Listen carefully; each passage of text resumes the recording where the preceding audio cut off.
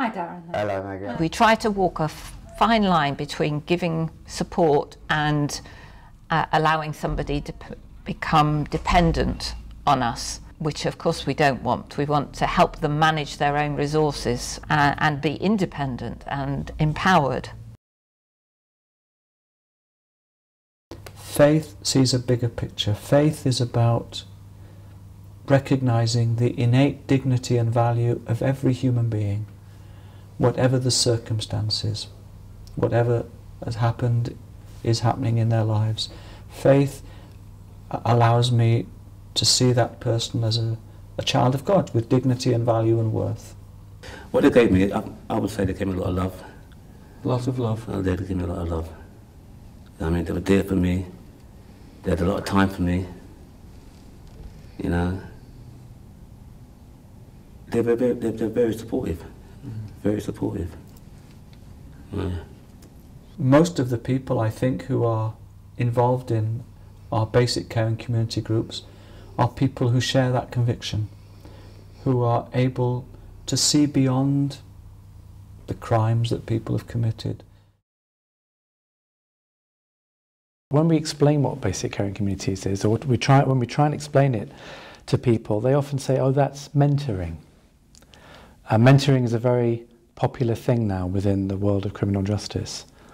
But of course mentoring, the idea of mentoring is, I'm okay and you're not okay. I will show you the way because you're not as good as me.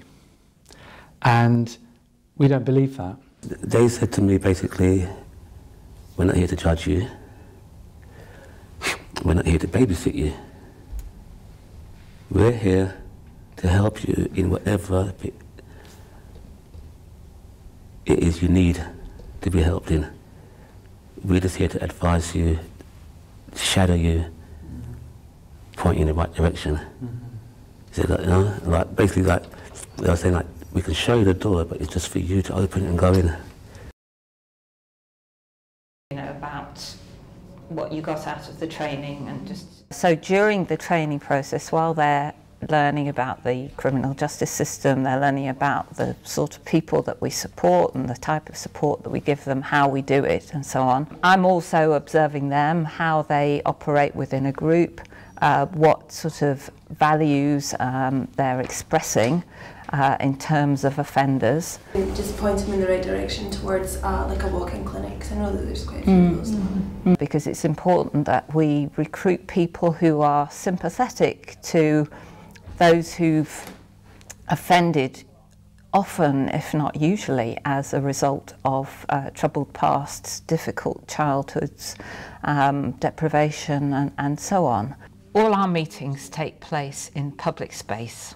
We don't allow our volunteers to go to somebody's accommodation or for them to receive an ex-offender into their accommodation. Around boundaries, really. But as well, there is that safety net, I suppose, in having a whole group of people, a whole community, that people keep each other on target, as it were, and you know, are seeing what each other are doing and how people are behaving, and if concerns arise at any time, they will be referred back to me, and you know, we can investigate and take action. So it's carefully supervised. None of our volunteers ever give money, because that could just be handing somebody temptation. And you know, a way to fall back into old negative practices. She arranged a meeting for them to come and see me before I came out of prison, you know, so that way we can like break the ice, and it worked.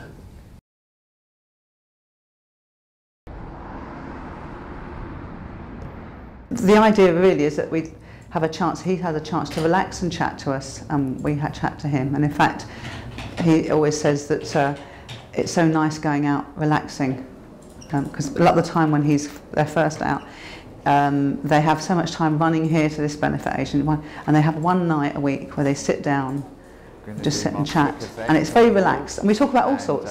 Hopefully get a TV Tuesday as well, and Jay's new girlfriend, she's got hopefully a kettle for me. Like, they ask me all sorts of things, so, you know, is there anything you can that we can help with? And obviously sometimes it's just for them to be there and listen to me, like as my friends. I treat them just as my friends, really. I think it gives you that change of mind frame.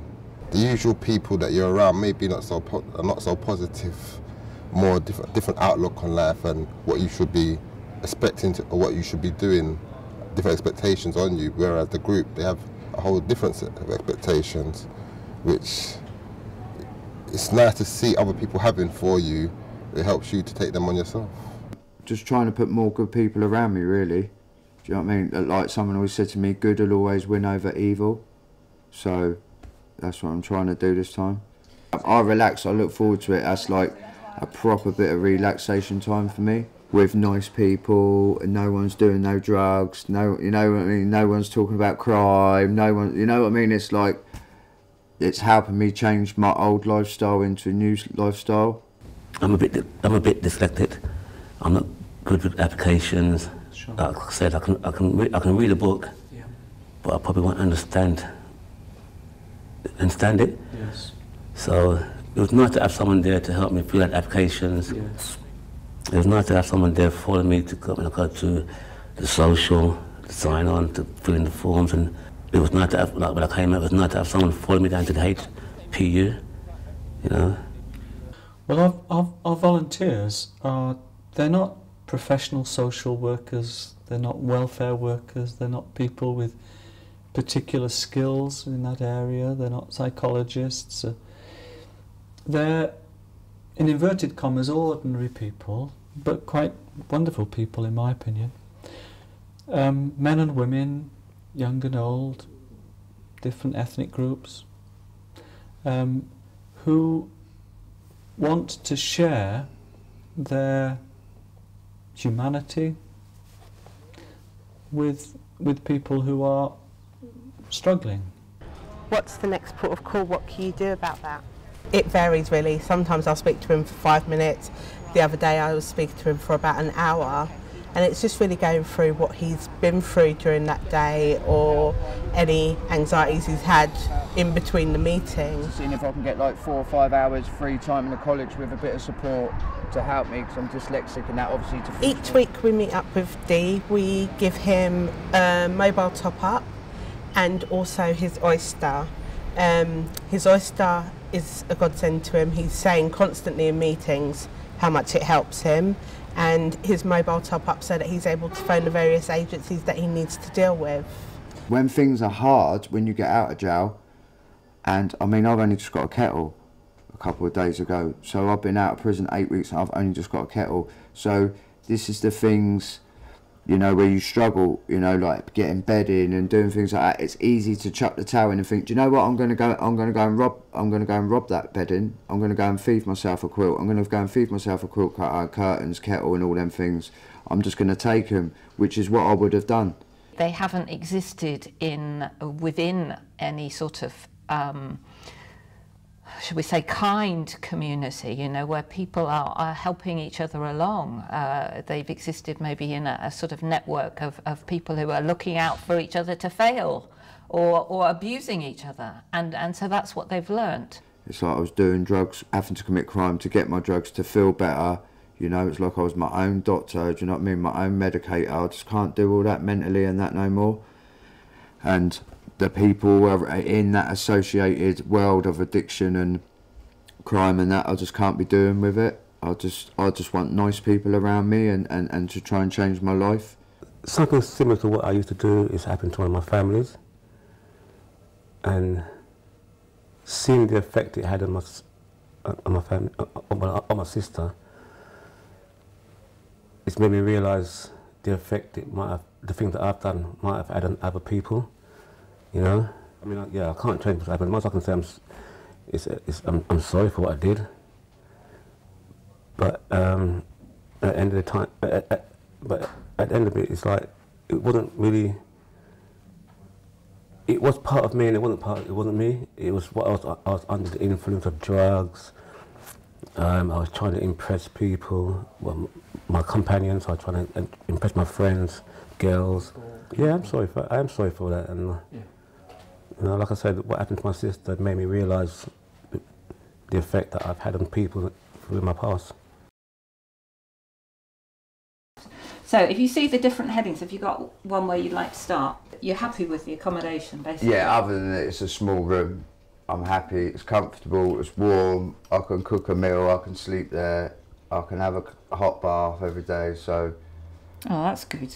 The next one's relationships then. So how do you feel you're doing with your relationships? Family and friends? Yeah, I've got a good relationship with my mum, I've got a good relationship with my friends.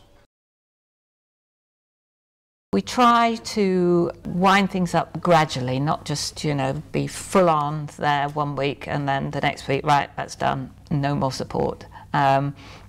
We do try over the period that the group is operating to find ways to engage, to help somebody engage in the wider community so that they've got a network of support in place for when the group has finished. And I look back to people who were there for me in my life, and it wasn't ever one individual showing me the way. It was always around a community of people. So there's just a kind of human knowledge, a human, you know, experience that it's only through community that we kind of get through life and we become human, fully human, and who we are. Many of them are people who have a Christian faith, a deep Christian faith, and are motivated by that faith.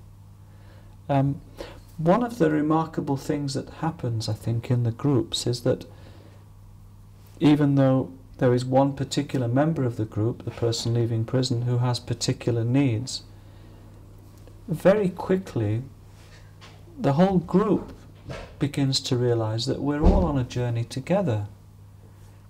As you now know, Pact is an organisation that does tremendously important work with some of the most vulnerable people in our society today. Its work with ex-offenders and people coming out of prison is a particularly important focus. For us, Jesus' care for the prisoner and his insistence that we visit those in prison and in doing so visit him is a great motivation for us in this work of caring for ex-offenders and working with them through these basic communities.